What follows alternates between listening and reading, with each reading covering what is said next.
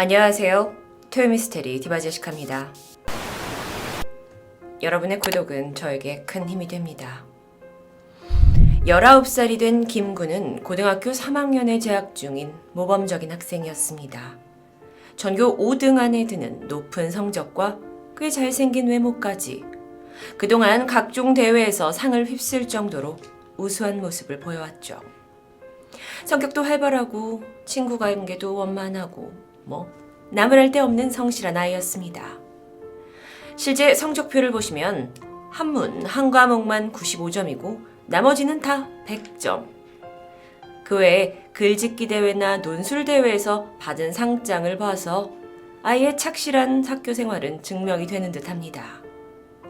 특히 초등학교 3학년 때는 16시간 동안 한자리에서 공부를 한 적도 있었고 6학년 때는 이미 토익 900점을 받았을 만큼 성적이 뛰어났는데요.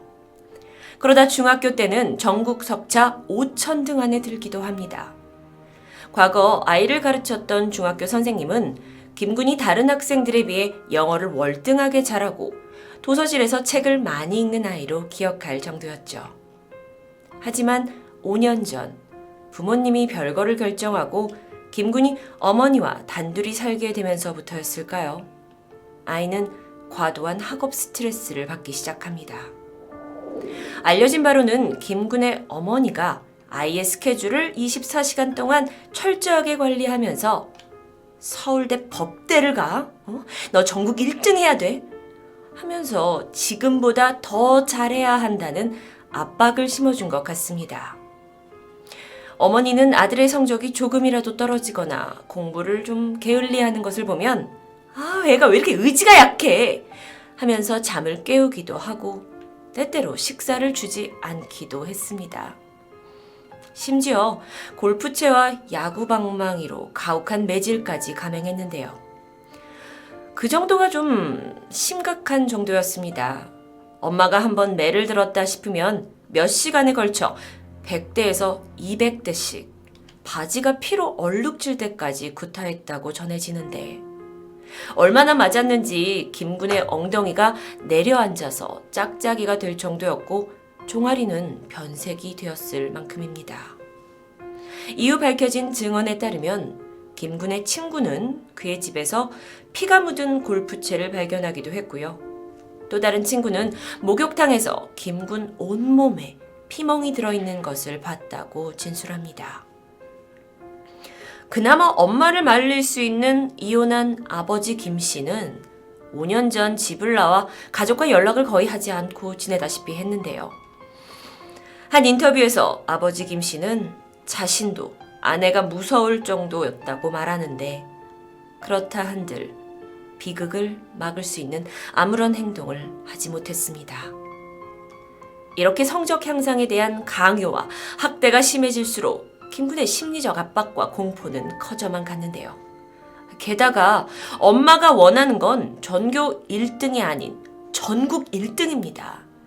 그러니까 성적이 만족스럽지 못할 때면 어머니의 질책이 가장 먼저 두려웠고 이에 아이는 중학교 때부터 조금씩 성적표를 위조하기 시작합니다. 김군이 고3이 되고는 좋은 성적으로 좋은 대학에 가서 어머니를 기쁘게 해드려야 한다는 생각이 점점 더 강해졌는데요. 그러다 모의고사에서 전국 4,000등을 기록하며 우수한 성적을 받았지만 여전히 어머니에게는 떳떳하게 성적표를 내놓기가 두려웠습니다. 그는 고민한 끝에 4,000등을 전국 62등으로 위조한 후에 성적표를 내밀게 되는데 어머니는 여전히 단호했죠. 야, 전국 1등을 해서 서울대 법대를 가야지. 돌아오는 대답은 차가웠습니다. 그러던 중 학교에서 학부모 방문의 날로 진학 상담이 잡힙니다. 그러니까 김군은 엄마가 혹시 학교 선생님과 상담 중에 자신의 진짜 성적을 알게 될까 너무도 두려워지기 시작했는데요. 성적표를 위조했다라는 사실보다 성적이 62등이 아닌 4,000등이라는 사실에 분명 분노하실 테고 이후 벌어질 꾸짖음, 체벌, 그리고 학대까지 김군은 점점 정신이 혼미해졌습니다. 어쩌면 자신이 맞아 죽을지도 모른다는 두려움이 엄습했을 수도 있습니다. 진학상담 3일 전인 3월 11일 밤 11시. 오늘 또한 어머니의 구타가 시작됩니다. 요즘 공부를 소홀히 하는 것 같다. 네가 정신이 해이해졌다. 성적이 왜 이 모양이냐. 이런 분노의 잔소리가 계속 퍼부었고요. 급기야 김군을 골프채로 구타하기 시작합니다. 그리고 이 학대는 다음날 오전 8시까지 약 9시간 동안 이어지게 되는데요. 당시 김군은 이미 성적표를 들키는 데 대한 불안감으로 지난 3일간 수면을 제대로 하지 못했고 식사 또한 챙겨 먹지 못한 상태였습니다. 즉 정신이 반쯤 나갔다고 볼 수도 있겠는데요. 김군을 그렇게 오랫동안 구타한 후 어머니도 지쳐서 잠깐 잠이 든 사이 여태껏 무섭게 아들을 몰아세우던 엄마가 잠에 든 모습을 김군이 약 15분 정도 물끄러미 바라보다가 순간 끓어오르는 감정을 주체하지 못합니다. 그리고 이 감정은 아주 무서운 결과를 낳게 되는데요. 김군은 부엌에서 흉기를 꺼내왔고 엄마의 눈을 공격합니다. 분명 살해의 의도를 가지고 있었는데 다행히 엄마는 고통 속에서 눈을 뜨게 되죠. 이후 어머니와 아들 사이 한동안 치열한 몸싸움이 벌어집니다. 그러다 둘 다 지쳤고 둘은 나란히 누워서 짧은 대화를 나누게 되는데 어머니는 아들에게 너 이러면 정상적으로 살아갈 수 없을 거야. 왜 이러는 거야 아들아? 라고 묻게 됩니다. 이에 김군이 답하죠. 이대로 있으면 엄마가 나 죽일 것 같아서 그래. 지금 엄마는 모르는 게 너무 많아. 미안해. 이후 두 사람은 함께 울었다고 전해집니다. 하지만 어머니에게 흉기가 가해졌고 그녀는 몸에 힘을 잃으며 동공이 풀렸고 이내 몸은 차갑게 굳어갑니다. 살인을 저지른 이후 김군은 방 안에 어머니의 시신을 방치한 후 정상적으로 학교 생활을 했던 것으로 밝혀집니다. 그는 자유롭게 친구들과 영화를 보러 갔고요. 컴퓨터 게임을 밤늦게까지 즐기고 친구들을 집에 불러서 라면을 함께 끓여 먹기도 합니다. 시간이 좀 지나면서 이웃과 친척들이 어머니 안 계시니? 하고 행방을 물어보면 가출하셨어요. 또는 해외여행 가셨어요. 라고 대충 둘러대며 의심을 피했죠. 그렇다면 그의 집에서 풍겨오는 그 부패한 시신의 냄새는 어떻게 했을까요? 김군은 이 냄새를 막기 위해 방 문틈을 공업용 본드로 완전히 밀폐해버립니다. 그의 집에는 혼자 살면서 점점 치우지 않은 쓰레기 더미가 쌓이게 되었고요.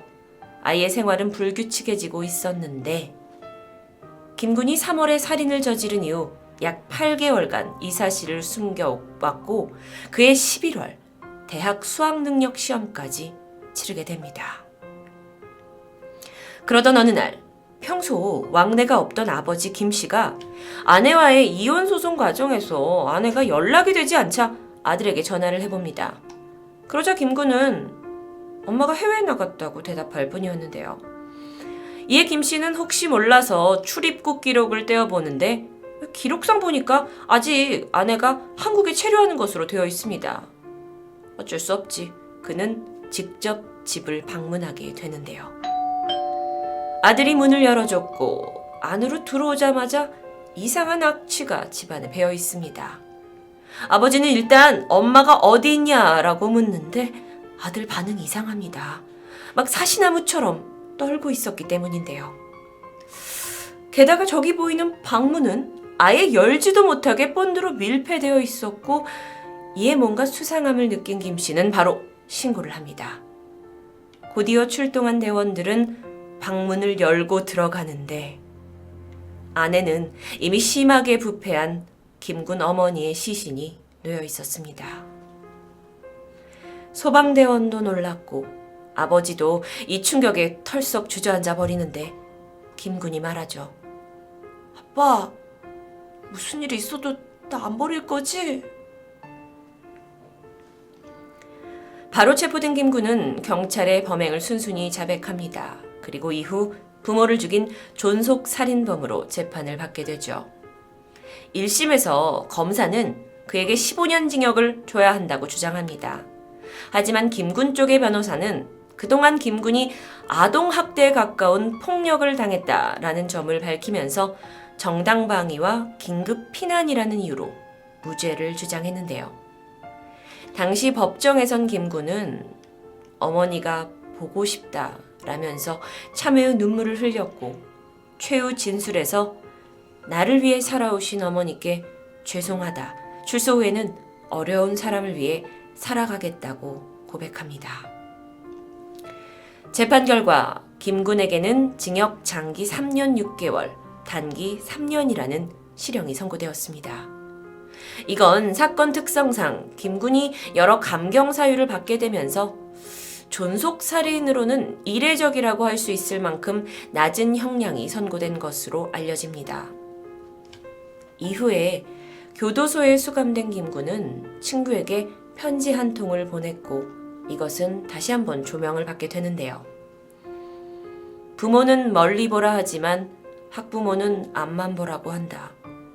부모는 함께 가라고 하지만 학부모는 앞서 가라고 한다. 부모는 꿈을 꾸라고 하지만 학부모는 꿈꿀 시간을 주지 않는다. 추후 조사에 따르면 김군의 어머니는 결혼 초부터 남편과 아들에게 이상한 행동을 많이 보여왔던 것으로 밝혀집니다. 신혼 첫날부터 부부 사이가 좋지 않았고 둘 사이는 결혼 내내 다툼이 끊이지 않았는데요.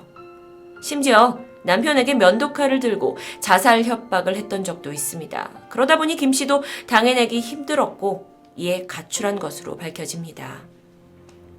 김군이 7살 정도 되었을 무렵 교육을 이유로 아들을 심하게 매질하기 시작했는데 김 씨도 와이프가 부담스러웠고 계속 가정 안에 안착하지 못하고 겉돌았던 것 같습니다. 남편이 떠나고 이후 홀로 남겨진 어머니는 아들의 교육에 극단적으로 집착하게 되었는데요. 사실 알고 보니까 이 어머니 역시 어렸을 때부터 불우한 가정사를 겪었기에 어쩌면 자신의 결핍과 그 욕망을 채우기 위해 그리고 아들의 성공이라는 그 이름 좋은 이유하에 끊임없이 김군을 몰아붙인 것으로 보입니다. 물론 일반적인 가정에서도 분명 부모가 자식에게 이렇게 아들 잘 되라 하는 심리가 없다고 할 순 없지만 도를 지나치게 되면서 아들과 어머니 이 두 사람에게 절대 지울 수 없는 비극을 낳게 됩니다. 한때 1등만 기억하는 더러운 세상이라는 유행어가 인기를 끌었던 적이 있습니다. 이 말은 마치 1등이 아니면 아무런 의미가 없어지는 것 같은데요. 사실 우리 사회의 쓸쓸한 현실을 반영하는 것 같습니다. 특히나 시험 성적으로 아이들을 줄 세우는 입시제도와 학부모들의 맹목적인 교육열 때문에 아이들이 지쳐가고 있다는 건 잘 아시죠? 그러다 그 극단적인 상황의 한 예로 존속살인이라는 부모를 살해하게 되는 무시무시한 결과를 낳게 됩니다. 물론 살인 자체를 절대 용인할 순 없습니다. 하지만 이런 선택, 이런 상황이 오기까지 무엇이 김군을 몰아넣었는지를 생각하는 것은 분명 우리에게 시사하는 것이 많다고 생각합니다. 어쩌면 김군도 그리고 김군의 어머니도 모두 우리 사회 구조가 만들어낸 가해자이자 피해자가 아닐까요? 토요미스테리 디바제시카였습니다.